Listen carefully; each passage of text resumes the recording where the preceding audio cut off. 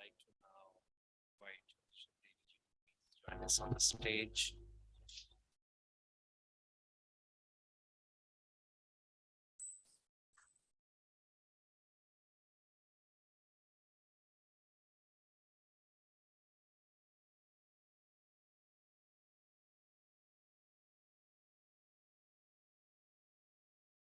Jyotish and Devi ji are the worldwide directors of Ananda Sangha.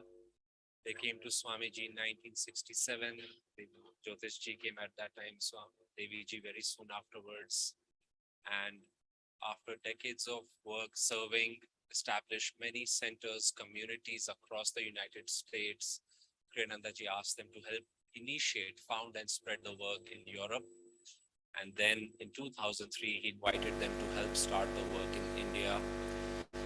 Swamiji appointed them worldwide directors, and in 2006, Kriyananda ji requested Jyotish ji to be his spiritual successor, and Jyotish ji is now the Dharmacharya. Have you with us, and I give us your inspiration on the Bhagavad Gita.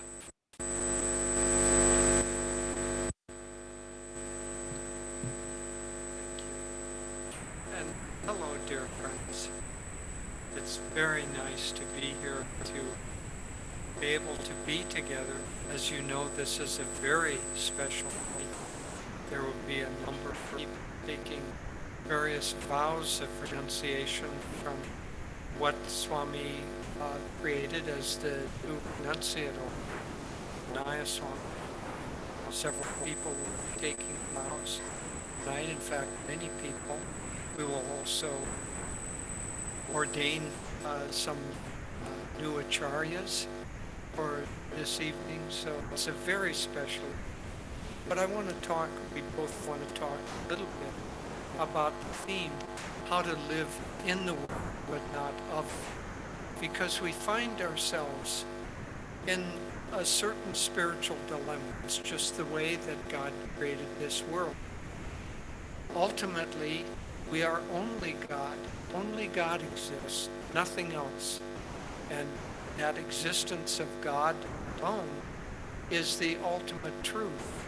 But he created he, she, the cosmic consciousness, Satchidananda, created this world in such a way that in order to have creation itself, it needed to be duality and separation. And so as long as we're in this world, almost everyone has an ego. Now the ego is simply a state of consciousness. You can think of, we have our waking consciousness, we have dreaming consciousness, and ultimately we have superconsciousness. So the ego is a state of consciousness where we're dreaming in this world and thinking that our bodies, our personalities, the life that we're leading, not only is that very real, is it very engrossing to us, but that is the ultimate reality. And so that miasma comes over the mind, over the consciousness, and according to how deeply immersed the soul is in that delusion of Maya, the stronger the ego is. So the question comes, how do we begin to work our way out of it? Now, all of these mechanisms are driven ultimately by desire. Basically, God has created this world, as Master said, for our education and entertainment. And then he wryly said, but how few are either educated or entertained. the more we get engrossed in this reality, the more we think that this is not only real, but the ultimate reality, the more then we're subject to the waves of ups and downs of delusion. And so most people live their whole lives. But according to basically a long, slow spiritual evolution, the soul begins to hunger more and more strongly to return to our original state of Satchitananda. And as that hunger becomes strong, then we begin to replace the desires for being in this world with the desire to be free from the delusions that hold us in this world. And that process takes on an increasing, one might say, momentum and intensity. And we had a very dear friend who was a longtime disciple of Anandamoyi Ma and lived with her for many years, a Western woman. And after 5 or 6, 7 years of living with Ma in her ashrams, traveling with her, Ma said, "It's your karma to go back to America to get married and to have a child." And she said, "Oh, Ma, I don't want to do that." And Ma said, "Well, it's your karma. You need to fulfill that in this lifetime for your own freedom." And she said, "Oh, Ma, can't I stay with you?" A little like Lahiri Mahashaya in the Himalayas with Babaji. "Oh, Babaji, can't I stay with you?" "No, it's your dharma to do this." So Ma said, "No, go back to America."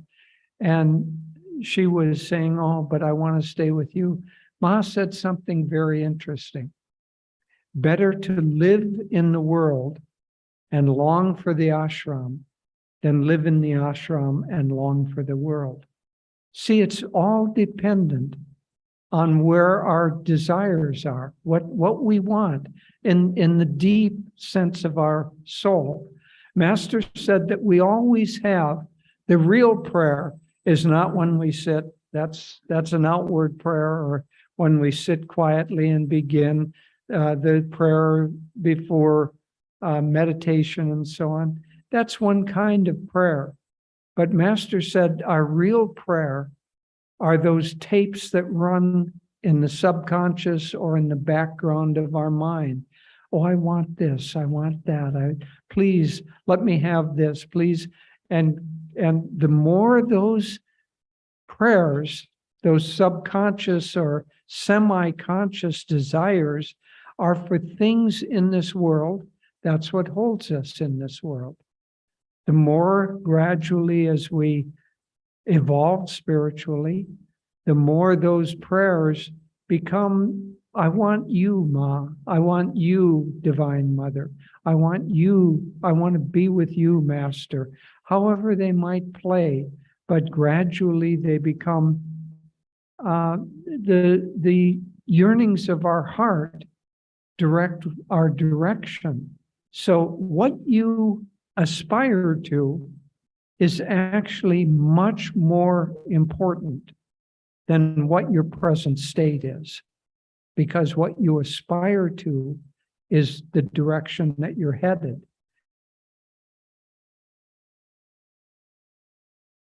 And that momentum takes place. Krishna addresses this in the Bhagavad Gita, which I'll read from. This is from chapter 16, and I'll read the second and third shlokas. He's talking about the qualities of someone who yearns for truth, or the sattvic person. He said, harmlessness, truthfulness, freedom from anger, renunciation, tranquility, disinclination toward fault-finding, kindness to all, non-covetousness, gentleness, modesty, not calling attention to oneself, steadfastness of purpose, radiance of character, forgiveness, fortitude, cleanliness, absence of malice, absence of self-conceit. These qualities, O descendant of Bharata, are the endowments of those who are divinely inclined. So as our soul begins to evolve, first of all, there are kind of two ways to go about achieving the ability to live with these qualities. There is something I might call the Ben Franklin way. Ben Franklin was a famous American in the early centuries of the founding of America. And he was a very, very dedicated, wise, very fine person. But he had a list of 13 qualities that he felt were admirable. And every month he took on one of those qualities and tried to concentrate on it. So you could take these qualities and use the Ben Franklin method, freedom from anger or any of the qualities that were listed, and try to live according to that. And that's a very good starting place, because where our mind is directed, where our aspirations are, that is where we're headed, where we're going to go. So to aspire toward these qualities is a very good thing. We're going to, as I said, have people taking vows. And basically, these are the vows of those who are seeking God. These are the qualities of those who are seeking God. So to consciously work on them, to consciously pray for them, to consciously ask God's blessing to help you develop those qualities, that is one way of achieving this. As I say, let me call that the Ben Franklin methodology. But there's another way of achieving it. See, these qualities arise spontaneously when our consciousness becomes more sattvic, when our consciousness rises. And so rather than just trying to achieve this quality and that quality and the next quality, if we concentrate on focusing on God, on giving ourselves ever more completely to God, the essence of renunciation is the dissolving of the ego. And so if by everything that we can do, that is the desire of the heart, is to dissolve the ego. Meditation, of course, is absolutely necessary. We won't get there without meditation. We've been given wonderful, wonderful techniques of meditation that raise the consciousness, that begin to allow us to control the reactive process which drives the desires. And as we control that, naturally, the mind begins to withdraw, and we begin not to have to affirm, I want to live in the world but not of it. We just naturally do. And these qualities develop spontaneously. And so as we develop that higher consciousness, we don't need to make a list and practice them. Harmlessness, truthfulness. When our consciousness raises, we have no desire. In fact, we have a strong disinclination to ever harm anyone. We have no desire to do anything that's untruthful. These qualities simply, the opposites of them just drop away, like the flower drops away when the fruit begins to form. And so that just drops away. So Krishna sums up really the best methodology, I would say. This is a better method than the Ben Franklin technique. He says, this is in the final chapter, again, hear now my supreme word. the most secret and sacred of all, because you are dearly beloved to me. I offer it now for your highest benefit. Absorb yourself in me. Be wholly devoted to me. Worship and bow down to me alone. So yet shall you undoubtedly reach me. This I promise you faithfully, for you are dear to me.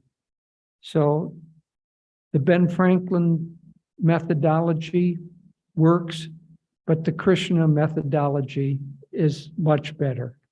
So for us, the real answer is to give ourselves ever more completely. Try in our thoughts, in our actions, in our words, constantly to keep turning our mind back to God, so that back to Master in devotion. And as we do that, these qualities will arise spontaneously, and their opposites, any of the worldly qualities, will begin to drop away, because they're no longer, they cling to us because we want them to cling to us. They also cling because of karma, and there's some old momentum, but nonetheless, basically, they're drawn to us by the fact that we're attracted to them. As we are no longer attracted to them, then we end up, yes, let's get that thing off. As we are no longer attracted to them, they just drop away, and we end up being really wanting nothing other than God alone. And we will take various vows, as I said, but each of the vows starts basically with saying, I know that the purpose of life is to seek God. I know that the goal of life is to find God. I know that the only purpose of my life is the search for God. And those are the vows of renunciation. Those are the vows of those who want to dissolve the ego. And if we just keep concentrating on the positive flow, on being in tune with Master, on being in tune with Krishna and the light, all these things will just develop spontaneously. And so it's easy to conceptualize. It's a little harder for many of us to do, mainly because we're fighting against old patterns and old habits. But those two drop away.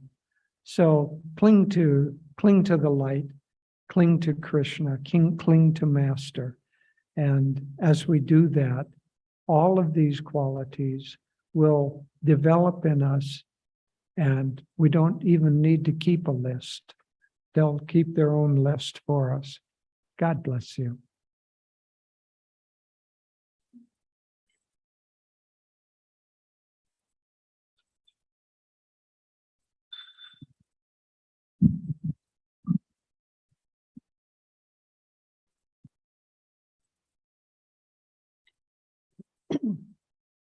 Well, good evening, friends. I'll also share a few words. It's so nice to be here with our spiritual family in Pune, and there are people who have come from a distance as well, as far away as Spain even, so Calcutta and other places. So I'm going to just share briefly now what Aditya had started speaking about, this new renunciate order, the Nayaswami order, that Swamiji was inspired by Master and Babaji to create. And it's important to understand that in the past, throughout the world, both in the West and in the East, in lower ages, in Kali Yuga, renunciation was taking on from the outside. It was assuming, well, I will wear this habit. I will wear this brown robe. I will go into the Himalayas. And the form, because Kali Yuga was the age of form, the form was what took precedent. But as Swamiji says in this book, A Renunciate Order for the New Age, and we have seen it ourselves, you go to some of the great monasteries in Europe and they're empty. There's 2 or 3 old monks or nuns living there, but you don't feel any vitality or any spirit there. But that's part of what Master's mission was, to revive and living a spiritual life in every day. And that's why, again, we refer to Lahiri Mahashaya. He wanted to stay up in the Himalayas with Babaji and that band. That Babaji said, no, you must go back to the world. You must go back and be a model for men and women who are struggling with worldly responsibilities, to show that the highest states of spiritual attainment are still possible. And so rather than just putting on the garbs of renunciation, Master gave us a different way. It's as though we have, we have several doctors here. Dr. Mansi will be blessed as an acharya in a little while. Well, if someone wants to become a doctor to help and serve others, they don't just say, okay, I'll put on a white robe or white shirt and I'll put on a stethoscope and carry a little black bag and I'm a doctor. No, no, no. You have to first study the medical teachings, but more important, you have to practice. And through practice, by working with hundreds and hundreds of patients and serving them and helping them, you become a doctor. Well, it's the same with a renunciation. First, you have to study the teachings, our different, the philosophy that Master brought. And then you study the techniques, but then you have to practice the techniques. And when you practice the techniques, if you do it sincerely, if you do it regularly, it awakens within you the state of consciousness where you long for ego transcendence. You long to rise above the little self with all its petty preoccupations and worries and anger and whatever, all the things that we all do that are part of the ego. But by practicing this life, Swami says in this book, renunciation is not about life denial, world denial. It's about God aspiration. And that's what Master brought. And in a sense, I'm coming to understand that the Nayaswami order is a natural extension of Master's path, whatever stage you may be in it. But, and in the book that we refer to, A Renunciate Order for the New Age, Swami says very clearly, you don't have to be a member of Ananda to be part of this order, but you do need to be drawing from the ray of inspiration of Yogananda, because that's the source. He's our carrier wave. And to the extent that you go deep in his teachings and receive Kriya initiation, practice it, go deeper in your discipleship, go deeper in your just trying to remember God, not just mentally, not just as a technique where you're doing your japa and saying your mantra, but as a living reality that you're calling on Master, that you're saying, I want you to reveal yourself every moment. That's renunciation. Because by doing that, you just, as Jyotish has been saying, the attachments and desires of the world just don't seem that important. In the vows that we'll do in a little while, this is the first one, the first stage. There's 4 stages. There's the pilgrim vow, the tyagi vow, the brahmachari vow, and the Nayaswami vow. But really, in this first vow of the pilgrims, it says it all. I'll read just a few lines and we'll have those taking this vow repeat this later.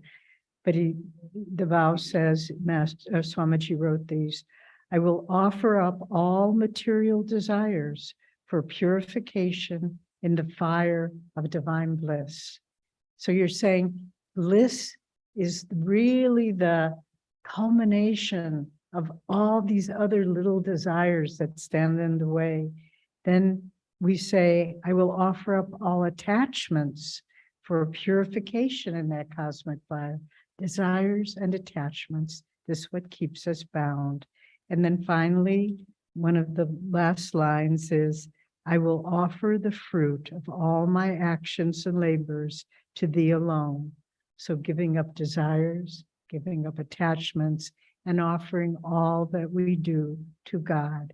This is the essence of renunciation. And the more we can live this, whether you're married or single or householder with children or whatever it may be, this is the essence of it, that you just say, and I will give these up. And the practice of meditation and the practice of Kriya Yoga helps you to see more clearly those areas that you are ego bound. And then you say, oh, this isn't making me happy to always have to get my own way. This isn't making me happy. I give that up. And little by little, everything falls away until all there is, and really whatever color you wear, whatever vow you take, ultimately it's just about standing naked before God and just saying, I give everything that I am to thee. And that's the essence of renunciation. And the forms, the vows, they're benefits, they're aids along the way. But most important of all, and no one is limited from this, is that inner self-offering. That's the essence of renunciation, and it's the fruit of practicing our path and our teachings with deep sincerity. So we're very honored to be here with all of you tonight. We're very honored to be part of this ceremony, and we're very honored to have Guru Bhais who are living such beautiful lives of service and devotion and self-offering to God. We're very blessed. God and Guru have given us the path to freedom, and we share it with one another, and we will help bring God's light into this troubled world. So thank you for the steps in your own life that have brought you to this point. So now I would like to invite Nayaswami Jaya to come up, and he will do a blessing for those, Pramila, Preeti, and Dr. Mansi, who are taking the Acharya vows.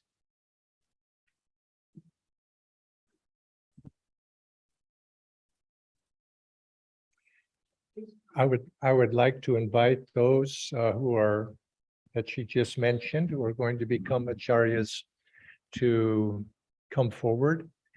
And please come forward. And at first, please just stand here, or for now, until we get to the vow. And then you could face so that people could see. It's such a blessing to be able to do this with Jyotish and Devi ji here with us. It's been 3 years since they've been able to join us here in Pune. COVID intervened, and we've been waiting for this opportunity. Each of our Ananda centers has representatives, members who have come up, learned the teachings, and more importantly, other than learning the teachings, have been practicing these teachings. And we feel through their dedication to the spiritual path, through the vibration that they emanate, the ability to share these teachings and transmit light to all of our new members, to all of one another, and participate in the official ceremonies of the Ananda Sangha tradition. The question comes up, we use the term acharya for this. In America, we have another name for it because acharya being, you might say, identified with India. In America, we use the term light bearer. And in many ways, acharya is a wonderful term. It's, it's honorable, it's respected term. But the word light bearer, I think, describes what we're, the qualities, you could say, for those that we have chosen to be official transmitters of the light of our masters, the light of Swamiji, the light of Ananda Sangha, and they bear light. It's not so much about what one learns. The word acharya has that implication a little bit, but it's whether one embodies the qualities that we want to pass on and we feel are qualified instruments to be able to represent what Ananda is. And these three souls have demonstrated that. How do we determine that? And Swamiji said an interesting thing. Somebody once asked him, how do you pick those people? And he said, we watch them. The person who had asked that question sort of was wanting to know, do you have a course of training? Perhaps you learn, Acharya version 1, 2, and 3. No, he said, we watch them. And it's those qualities that he said, those souls who in times of difficulty, one of the qualities he said, in times of difficulties, what is their natural inclination? Is it to think of themselves? Because isn't that when things are difficult, oh my gosh, I need to protect myself. I need to, be able to deal with the troubles that have come into me. And they said, no, those people, those souls who their first inclination is to think of others in times of difficulties. Those are the people we look for. And each of these souls has demonstrated that through the many years that they have been associated with Ananda Sangha, that we feel honored. I feel honored. All of us on behalf of Ananda Sangha, I think we all feel honored to be able to share this. And you could say, give the blessing passed down through us as representatives of Ananda Sangha, representatives of Master, to share this light with souls everywhere, all of us and many, many souls who in the future will come onto this path. So I'd like to invite you now, these three, to come up on, you could come up, come up this side perhaps. I'd like you to pranam one by one, pranam to the masters, ask for their blessings, and then as you come forward, then I will offer a blessing on behalf of Master, on behalf of Swamiji, behalf of our Dharmacharyas, and behalf of all of you, to bless them that they be representatives of the light and be able to transmit that light to all who come. And come one by one, come to me, then I will offer a blessing.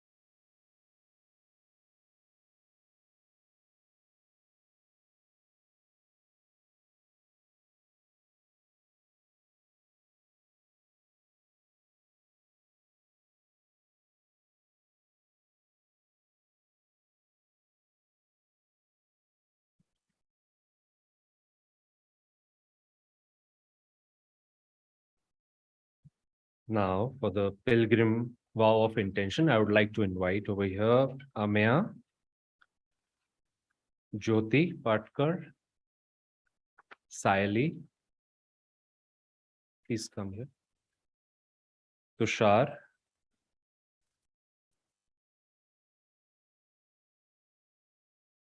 Zinia. Salil.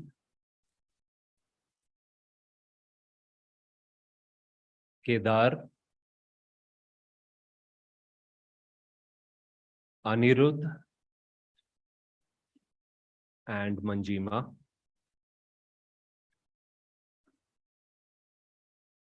And I'll invite Jyotish and Devi ji to initiate them in the pilgrim vow of intention. Turn and face up. Yeah. Jyotish will read one line and then you repeat, and then you can come up here. So I'll read the line, but in fact, you're taking these vows to God and gurus. So please center yourself and let this be your deep intention. I understand and intend from now on to live my life, to live by my understanding that life is a pilgrimage, of which the final goal is to find and merge back into God. I will endeavor resolutely, therefore,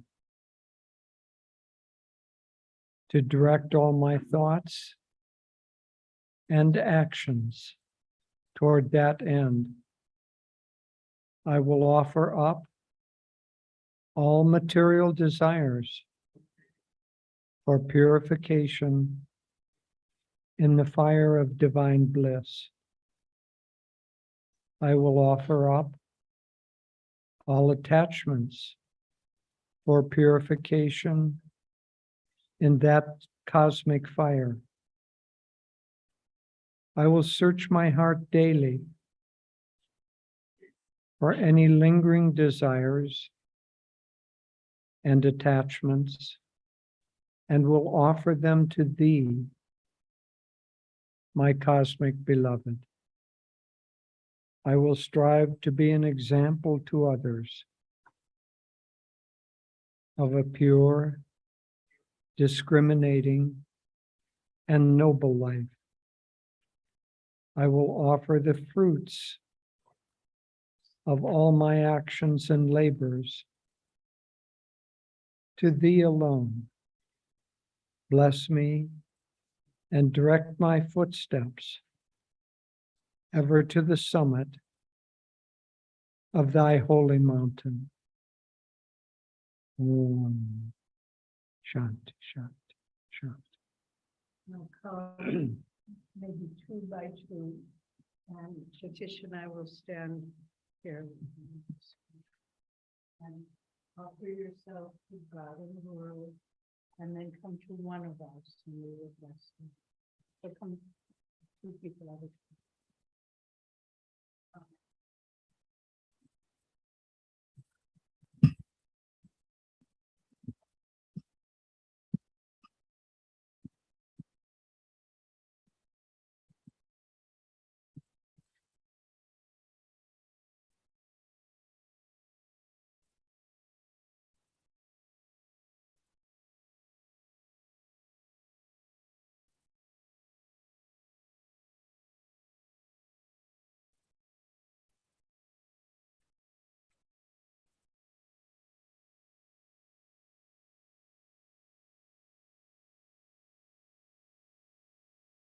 You can go here to Jai, and he will give you your vow and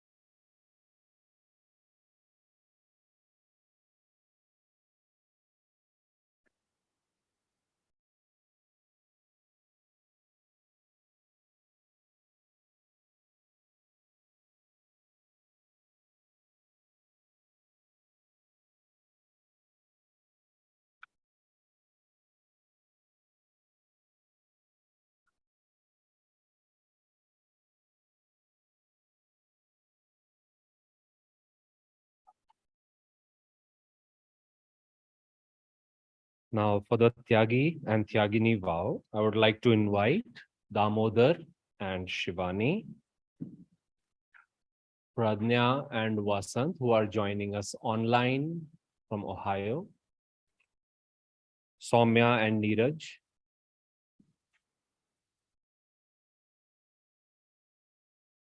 Manoj and Anuprita, who are also joining us online, Bhagyashri,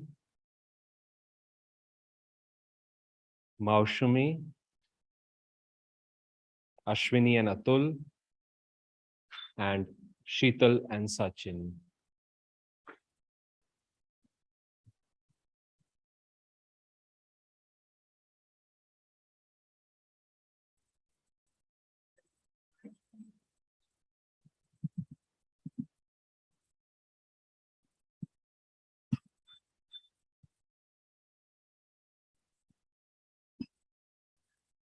So turn and face the altar.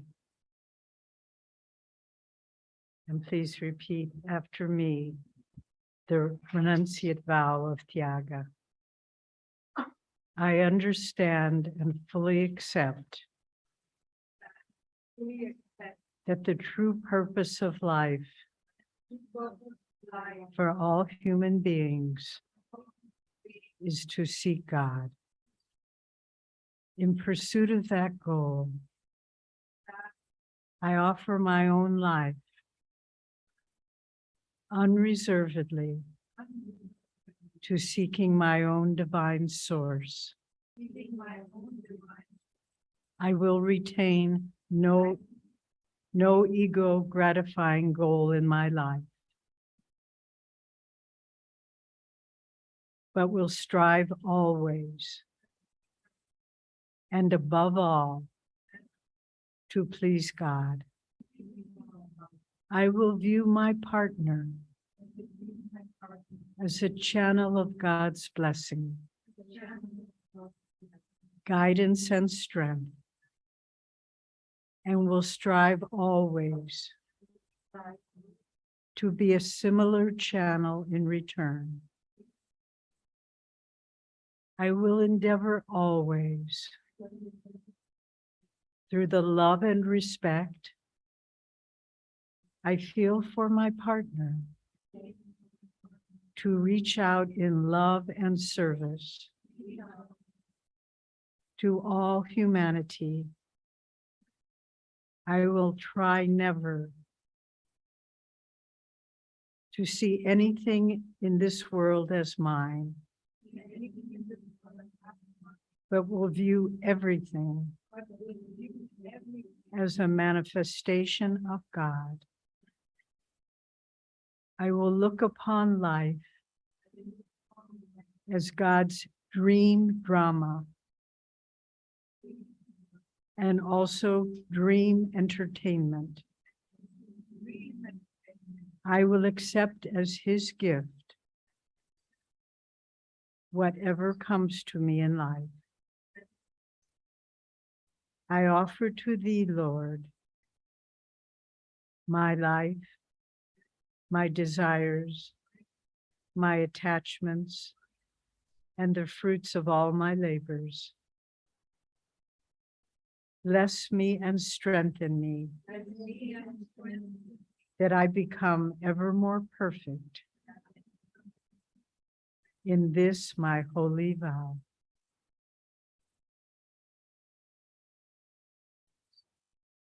So now please come 2 by 2, and then after we bless you, Nayaswami Jaya will put a scarf, a shawl of the color white, and give you an embellishment.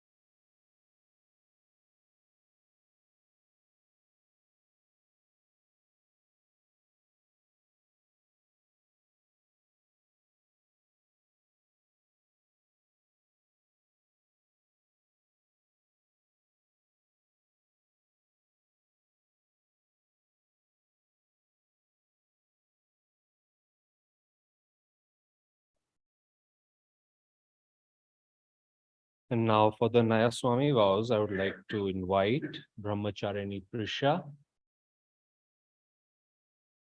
Brahmacharini Bhavani, Brahmachari Shankara, and Brahmachari Aditya.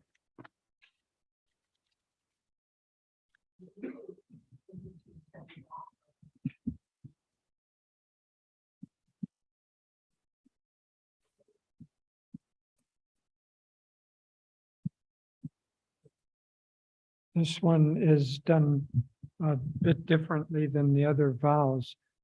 And so they will be offering offerings into a sacred fire.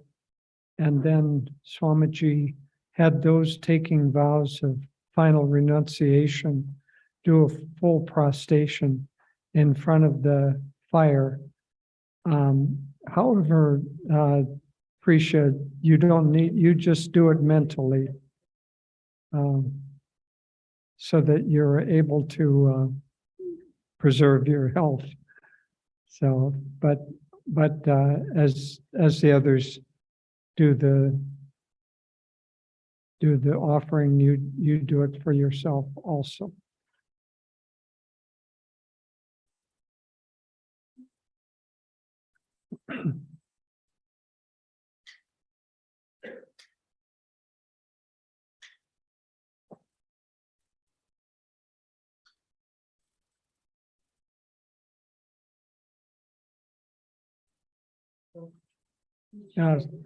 Surround the fire and each take one of the bowls of ghee.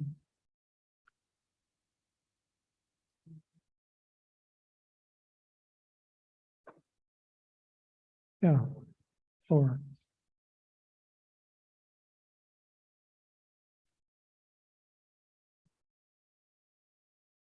Okay, I'll read a line and repeat and then offer the ghee and I'll tell you when.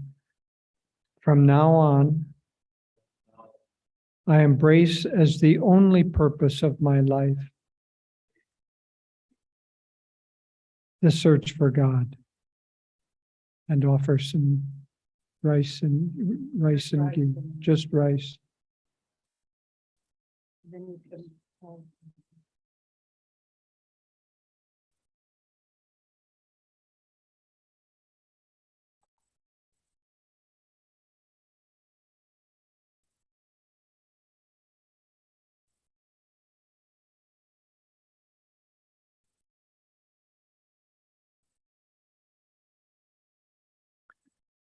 I will never take a partner. Or if I am married, I will look upon my partner as belonging only to thee, Lord. In any case, I am complete in myself, and in myself will merge all the opposites of duality and make offerings into the fire.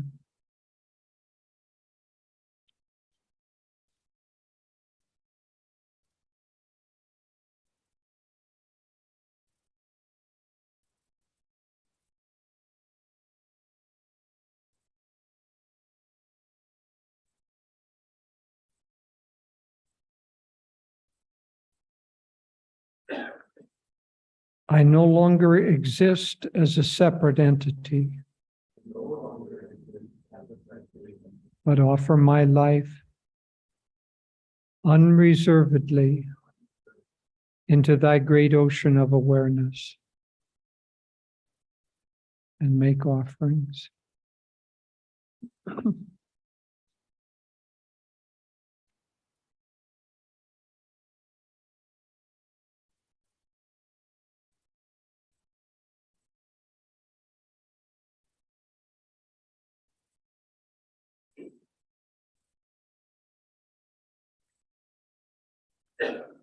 I accept nothing as mine.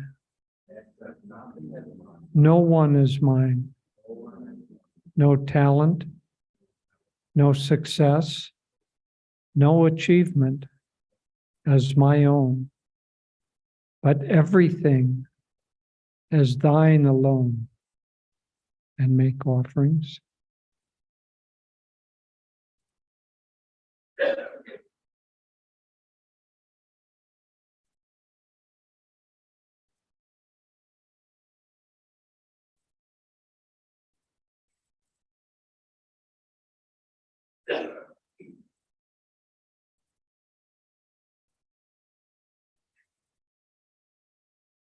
I will feel that not only the fruit of my labor, but the labor itself is only thine. Act through me always, Lord, to accomplish thy design, and make your offerings.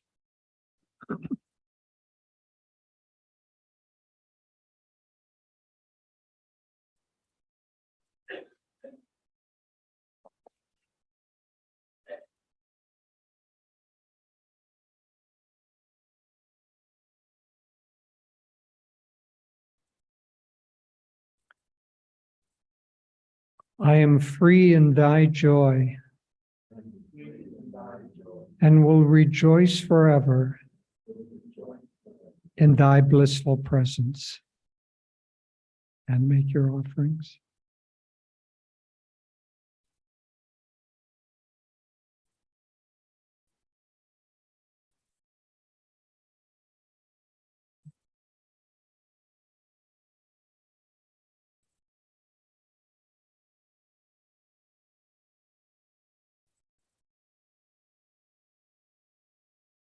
Help me in my efforts to achieve perfection in this my holy vow, for I have no goal in life but to know thee and to serve as a channel of thy blessings to all mankind, and make your offerings.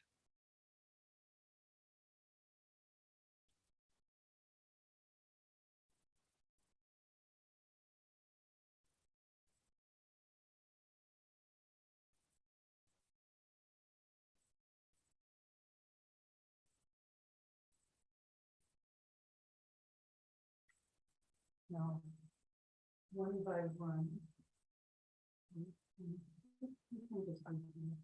One by one, make a full prostration, prostration. Vibration, we need us to hide. Just so you can start. You can come to us when you're ready.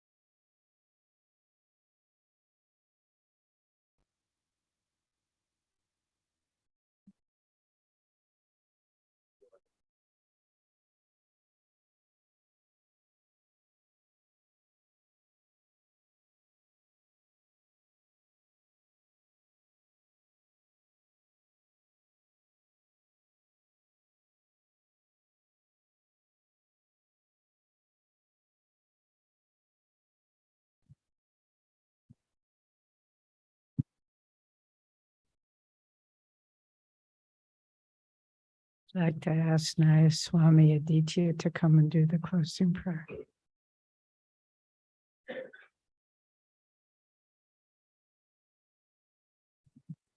Let's all stand up.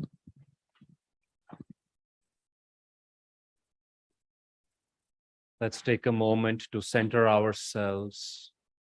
Visualize the masters before us in this temple, always in our lives. Mentally, let us bow before them, thanking them with eternal gratitude for coming into our lives, guiding us, uplifting us, inspiring us from within and without. Above all, let us thank them for their eternal divine friendship and their love that draws us and inspires us to move toward them, to see them, to see Divine Mother in everything. Let's pray together. Heavenly Father, Divine Mother, friend, beloved God, great Gurus, Jesus Christ, Babaji Krishna, Sri Lahiri Mahashai, Swami Sri Yukteswar Ji,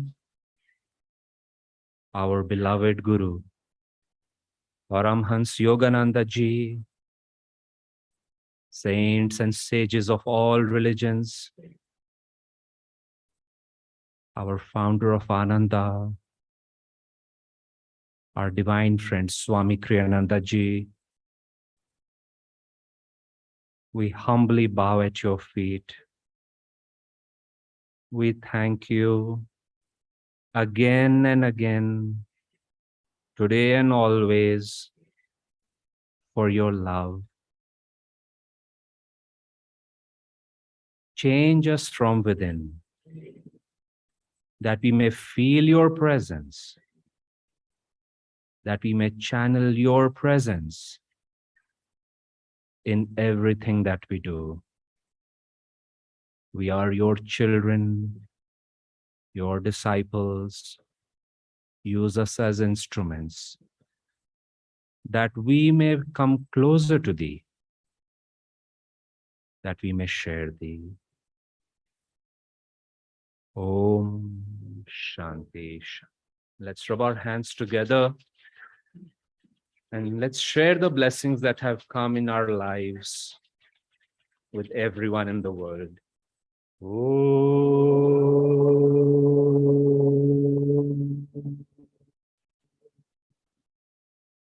Om.